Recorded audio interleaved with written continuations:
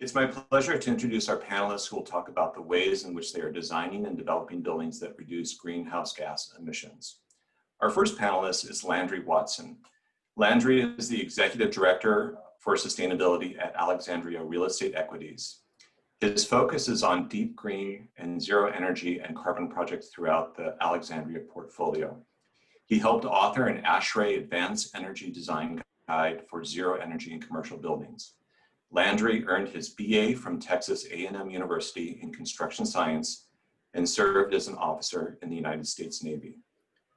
Duncan Griffin is a registered architect with over 30 years of experience in health, education, and commercial buildings. He is the managing principal of HDR's architecture studio in Seattle, where Duncan leads a practice focused on health, community, and education projects. He has developed a new standard called carbon balanced buildings, in which there is more carbon sequestered in the shell and core of the building. Baha Sadruddin is a high-performance design specialist at ZGF Architects in Portland, Oregon. His focus is on climate-responsive design optimizations through quantitative simulations.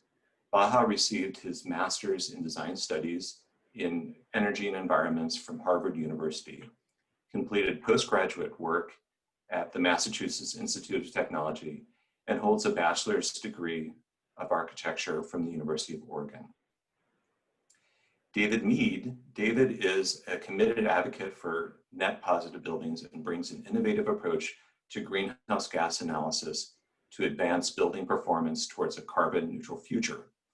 He leads the building analysis and modeling group at PAE Engineers in Seattle, and he has worked on the Net Zero Energy Fellowship for Project Drawdown. And I'm Dave Walsh, I'm your moderator. I'm a registered architect and the director of sustainability at Selling Construction. I collaborate with architects, engineers, and manufacturers and owners to find materials that move projects beyond business as usual. I have a bachelor's degree in architecture from the University of Kansas and completed postgraduate architectural studies at the Swiss Federal Institute of Technology in Zurich. All of you participating today understand the urgency and challenge of climate change. Our building sector is the source for up to 40% of annual emissions. As stakeholders, we have both a responsibility, but also a great opportunity to be part of meaningful solutions. While the call to action is clear, getting started can be overwhelming. Each of our panelists have answered that call through their actions, and they've made the journey from uncertainty to measurable contributions to reduce greenhouse gases. We will hear how a developer has been able to deliver on the true measure of sustainability, not only buildings that are better for the planet and people, but projects that are also financially sustainable. We will also hear about the importance of mentoring and how early activism grew into a passion for designing carbon balanced buildings. And finally, we'll hear about new digital carbon modeling tools and learn about the significant impact of refrigerants.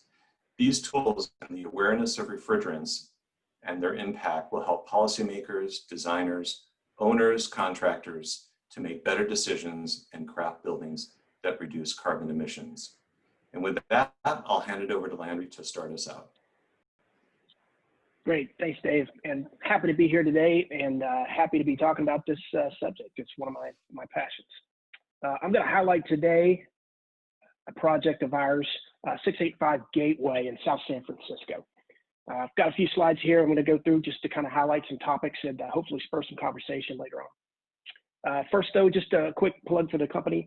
Alexandria Real Estate is a nationwide lab science, ag tech, and advanced tech company, focusing mostly on laboratories. We've got about 43 million square feet across the country, and we're a publicly traded real estate investment trust. Talk a little bit about the project today. Project description, only about 18,000 square feet. It's an amenity and office space. Basically contains eatery, some conference spaces, and a fitness area. Not, if you're familiar with our portfolio, not exactly what we tend to deliver, but we knew this would be a project that would service about 250,000 square feet in a business park immediately adjacent to us. And that would allow us to really highlight our ability to do some deep green projects and goals. Started design back in 2017 and then delivered into 2019 and then finished up in 2020.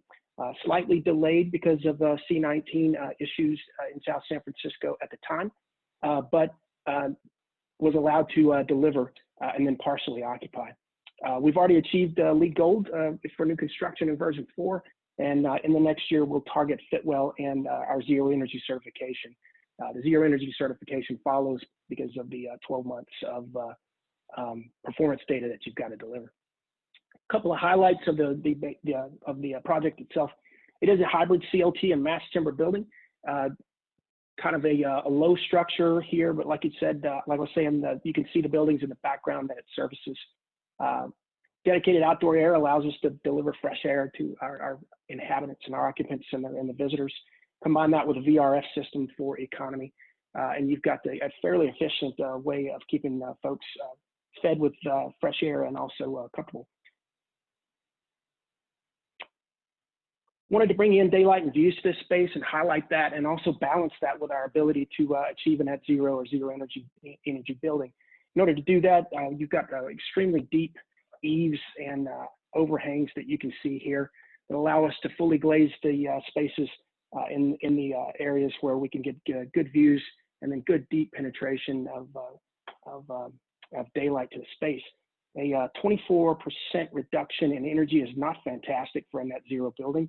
That results in about an EUI that's just above 40. Not incredible, but not a heavy lift either. So remember, we want to deliver this at a market rate, keep it leased as much as possible. So we kind of compromise between achieving an EUI of nearly half that, and then reducing our on-site solar generation, or coming up with a building that is both pleasing to be inside and to work inside and exist. You can see on the roof, we've also got some very deep well skylights here around the perimeter of the space that brings daylight into the work zones and the meeting spaces. 188 kW solar array, fairly robust for this, but all on the roof. So we've got the purely NZEB A building by definition of the EPA. So, but the topics here today, really want to talk about is embodied carbon and the journey that we're on right now to understand that. We understand operational carbon. That's the carbon that we burn after we start our buildings after ribbon cutting. But the embodied carbon, what goes into the materials themselves, how do we identify it, analyze it, and then eventually reduce it? Our understanding about embodied carbon has grown immensely. Even just 5 years ago, we didn't have the understanding that it was quite as much carbon throughout the life of the buildings as it is that we understand today. So how did we do our analysis for the embodied carbon? Alexander Real Estate is a funding member of the Embodied Carbon in Construction EC3 project that's put out by the Carbon Leadership Forum and the University of Washington. This is a combination of software and a database that pulls information from environmental product declarations and allows you to put an analysis of the structure and the materials in your building. It's a simple but versatile tool. Can be used by people that don't have certification in life cycle analysis. In fact, it was actually designed and for the general contractors to be able to operate them off of schedulable values. So no models are necessary. In fact, technically no design could be used at the, so this can be used extremely early in your overall delivery process. Some of the challenges and the lessons that we learned. Structural material analysis is the only thing that the EC3 is able to analyze at this time. They have a goal of doing materials in the future, but right now just the structure. You're not seeing things, that bullet is there again. It is a growing database of products and materials. The industry and the materials and the vendors haven't quite caught up to this yet, but it's growing every day, and we expect within the next few years to have an extremely robust database of EPDs. Carbon analysis is best coupled with early procurement and design. It doesn't do you much good to wait until you've already got permit drawings and entitlements, and then to start conducting things. You're just going to end up in a VE cycle if you do that. And then the last thing I'll kind of close with just is that we learned that the value and the impact of carbon remains artificially depressed right now. So it's really difficult to show financial analysis and justify the premiums involved. So right now we're dealing with a lot of folks out there on the front edge of these things, and that are pushing the limits based on the carrot and not the stick. But we know the regulations are coming eventually. Last thing I'll finish with is that the project was, completely doable in the end. We did it with technology that was on the shelf currently. We didn't have to invent new and strange, type of systems, etc. That stuff's all on the shelf. If you want to know anything more about Alexandria's sustainability goals and programs, just go check it out at ARE.com. And I'll hand it back to Dave. Next, we have Duncan from HDR. Thank you. Thank you. I'm going to share my screen as well. Many threads run through my life, and as I began the journey to understand how to communicate all of this, I distilled some key messages from mentors that I have had, down to starting from my dad, that your work should matter and that you should be of service to your community, that the planet needs you, that you need to first prove it to yourself when you're going to present to a client. You need to know your topic. And then finally, you should shape your profile to your passion to have the maximum impact. And so I want to explore one of these, which is that your planet needs you. And when I go back, way back in time, to my high school experience, I was in my final year the co-chairman of the Committee to Save the Earth. And this was a recycling center in my community. We took products that the community there was no curbside recycling. But they brought to us the majority of its newspaper. And interestingly, that's from trees and went to become insulation in many houses in our community. It wouldn't be shocking to me if you have plugs in the side of your house that the insulation came from the Mercer Island Recycling Center. But this early experience really led me to a life of a commitment to figuring out how to connect the work we do as architects with how we stand on the planet in concert with other species. And so the big challenge that I saw when Architecture 2030 came out with the information that Landry, you shared on the deep importance of embodied carbon was striking, right? This idea that on day one, the embodied CO2 in a new building can be equivalent to 10 years of the operational carbon that building produces. And so, you can take an incremental approach and try to reduce it by a fraction, but that's not going to get us to where we need to go. And so we took a look at our practice where we also do net zero energy buildings and looked at what we do in those buildings. And in reality, over time, we have cycles of the year when we're expending energy and cycles of the year when we're recovering it, particularly in Seattle. Solar panels on my roof collect 80% of my solar energy in about 5 months.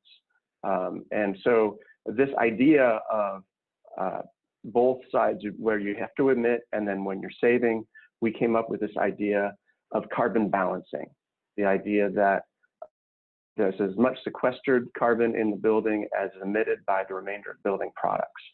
And that breakthrough really led us to rethink how we looked at buildings and to look at buildings we'd done in the past. So this is our carbon balanced buildings sort of framework, which it takes all of the carbon emitting materials, and in this case using tally, but it can be done using the EC3 tool as well. And it's nice to be able to use those to be certain about the numbers that you're using. And the unit here that we're using is kilograms of CO2 equivalent per square meter for this particular example. And then this is a building that we're showing here sort of in abstract section that was built about 5 years ago in British Columbia. It's a hotel that has mass timber for its structure and its floors with a concrete base. And so what we were able to do is extract the numbers from tally and develop an understanding of the carbon balance of the building. Now, I will say, when we started, we had more spend than sequestered. And so we had to relook at the structure to say, what would we change to create a carbon balanced building? But that's the graph that you see here. We've now been able to replicate this in a number of buildings and are looking at how that moves forward into the future. I will say, on the topic of cost, one of the things that's somewhat magical about mass timber buildings, particularly when there's a number of stories to them, is that the wood weighs half of what a concrete building would weigh. And this building in particular was on shallow soils, lakeshore soils, sand. And so the change in the footings and the depth of concrete required for a mass timber building was about half the concrete required for it to be as a concrete frame building. And because they were able to erect the building in winter, there's these great photographs of the construction with light dusting of snow on the roof. You wouldn't do that in concrete. They were able to reduce the construction time significantly. And so they were able to actually deliver the building with no added cost and ahead of schedule. And I think that's a great story for how these kinds of materials and how this idea about buildings which serve the planet and create truly appealing interiors with their basic structure can help us to move into the future. Thanks, Duncan. And next we'll go to Baha Sadruddin. Thank you, Dave. Hello, everyone, and thank you for joining us today. Today, I will be talking about concrete life cycle assessment and a simple tool that we developed here at ZGF Architects that has helped us reduce the embodied carbon of our projects by quite a bit. So basically, the goal of a life cycle assessment has been to identify high impact materials and then either optimize or replace those high impact materials with lower impact alternatives. Within these typically high impact materials, concrete has been an important one in our workflow and typically in the construction industry. A little bit of a background, the concrete has really high global warming potential or greenhouse gas emissions because of one of the ingredients inside concrete, mainly the cement and its construction. So if the cement industry was a country by itself, it would be the third largest contributor to greenhouse gas emissions, only second to China and the US. This shows kind of the larger scale impact of cement. And then understanding that, we need to consider that concrete is the second most widely used material on the planet, only second to water. So in whole building LCA, we often see that structure has the highest impact in terms of carbon, and concrete is a low-hanging fruit that we need to look into for carbon reductions. The whole building life cycle assessment process, especially in regards to concrete, is a very collaborative process because it requires the support of architects, consultants, structural engineers, contractors, and suppliers, because there might be concerns regarding aesthetics, the structural integrity, curing time, schedule, and many other aspects as you optimize concrete. In a typical workflow, in our workflow, we would get many for a project and then input it into our whole building LCA tool. Typically Tally is what we use. And then because of some of the concerns that I mentioned, these mixed designs might get updated quite often where to respond to some of those concerns in terms of scheduling or other challenges. What we realized is that update process was so time consuming, but then at the same time, sometimes these decisions were needed to be made very quickly. In one example, we had to change a mix design on a Friday at 5 p.m. To be poured, something that we had optimized for a couple of months to be poured the day after. So we thought a simple tool that would decouple the process from Revit and our whole building LCA and doesn't really require any LCA expertise, where other users, other partners in our projects, you know, the consultants, the structural engineers, and everyone else, regardless of LCA expertise, could use it, would be pretty beneficial. So we developed a simple tool. We call it the Concrete LCA tool. It's basically based on data that we've gotten from Tally studies and NRMCA data. in short, you just need to input the ingredients of a concrete mix design, select a region based on NRMCA benchmarks and select a benchmark, and then select what strength your concrete is. And then the Excel spreadsheet, without the need of any other expertise or licenses, would find a baseline for you, a regional baseline that responds to your PSI, and then run an LCA of both the baseline and proposed mix designs to tell you how much better or worse your concrete is in terms of carbon and also 5 other main environmental impact categories. Now, the first project that we did this on, we were able to reduce the amount of cement on the project from the baselines by 4 million pounds. Now, that was a 400,000 square foot office, but the reductions were really major. And the global warming potential of concrete in the project was reduced by 25%. And the overall life cycle impact of the building, including the enclosure, just by optimizing concrete as an ingredient, was reduced by 15%. Just seeing how successful and easy this process was, we kind of committed to doing this on all of our projects at ZGF. And then later on, knowing that the impact was really major and the process is really simple in a way, we decided to share the tool with people outside ZGF for free. I think this is where kind of majority of the impact comes from. So it's beyond our projects. We have around probably 250 users now, ranging from architects to suppliers, students, academia, and it's been pretty meaningful to us. If you'd like a copy, you could send an email to lca-tool@zgf.com and you'll get a free copy. Thank you so much. Well, thank you very much for that. And then we are going to go to David Mead. Hey, everybody. I'm going to try this without slides. So the big thing for me is refrigerants. I've been on a journey for years now on this topic. I've been passionate about net zero energy and net zero carbon since I started practice, and trying to figure out how to hit these ever increasing performance thresholds has led me down this path to measuring carbon. And it's still pretty new. Like everybody's talking on this topic of how to quantify carbon and measure it, because in the US, we've been focused on energy for years. And switching to measuring carbon is very different, and it changes expectations and stories around the building industry quite a bit. So embodied carbon and refrigerants start to matter a lot more depending on the emissions rate from operations. So just to give you an example of that, in my own experience, I had an aha moment when in Seattle, where our grid's quite clean, I was looking at different system options on a project, from hydronic distribution with centralized heat pumps to more refrigerant-based systems like variable refrigerant flow, or VRF. And I found that leakage from a refrigerant could equal 50 to 100 years of operational emission savings.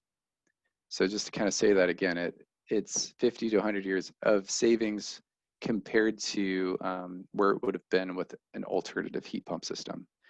So clearly it matters a lot, and all heat pump systems are not the same. And there's this perception in the market right now that heat pumps are generally just good, and they're way better than burning fossil fuels. So you're going to be way better off not burning natural gas or propane or oil, even with a refrigerant leak. But the hydronic options,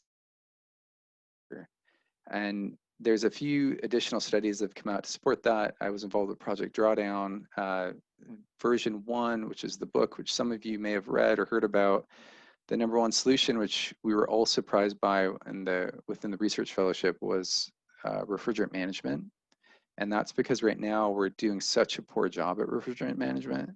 In the building industry, we do not track it well, and most of it goes into the atmosphere globally. So we need to do a better job of tracking it and keeping it out of our building stock. And there's a move right now in our building stock to put more and more refrigerant in with refrigerant distribution systems like mini split systems and VRF systems. And there are alternatives to it. You can use water instead of refrigerants to move heating and cooling around a building.